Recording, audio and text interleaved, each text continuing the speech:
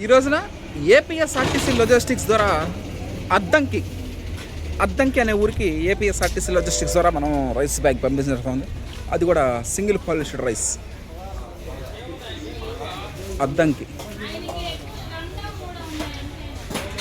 Okay, thank you.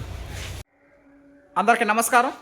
ఈ రోజున మనం అద్దంకి అనే ఊరికి సింగిల్ పాలిష్డ్ రైస్ పంపించడం జరుగుతూ ఉంది. ఈ రోజున అద్దంకి ఊరు ప్రకాశం జిల్లా అటు సైడ్. ఇది సింగిల్ పాలిష్.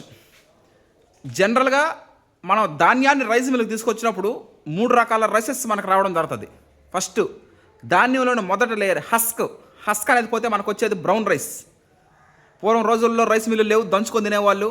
అయ్యే దంపుడు బియ్యం. కాలక్రమేణా బ్రౌన్ రైస్ అన్న దంపుడు బియ్యం అన్న ఒకటే హస్క్ అనేది రిమూవ్ అయిపోతే మనకు వచ్చేది దంపుడు బియ్యం. నెక్స్ట్ హస్క్ బ్రాన్ 2 లేయర్లు పోతాయి. ఇప్పుడు ఆడిచ్చింది అది single polished rice. Husk bran 2 లేయర్లు పోతాయి. అప్పుడు మనకు వచ్చేది ఏంటంటే సింగిల్ పాలిష్ ఒంటి పొట్టు బియ్యం. నెక్స్ట్ హస్క్ బ్రాన్ జర్మ్ 3 లేయర్లు పోతాయి. అప్పుడు వచ్చేది వైట్ రైస్. మన భారతదేశంలో ఎక్కువగా తినేది వైట్ రైస్. భారతదేశం అన్నపూర్ణ దేశం.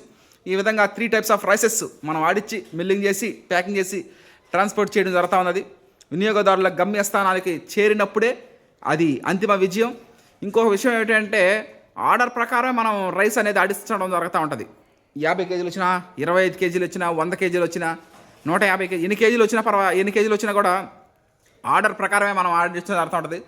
రైస్ మిల్లులో కరెంటు బిల్లు కాలినప్పటికీ టైం తీసుకున్నప్పుడు కూడా కొంతగాని గంగాధర్ గారు ఆడిచ్చి పంపించిన జరుగుతూ ఉంటుంది. Brown rice, single polished rice, white rice 3 types of rices మనము ఆడిచ్చి మిల్లింగ్ చేసి ప్యాకింగ్ చేసి ట్రాన్స్పోర్ట్ చేయడం జరుగుతూ ఉంది.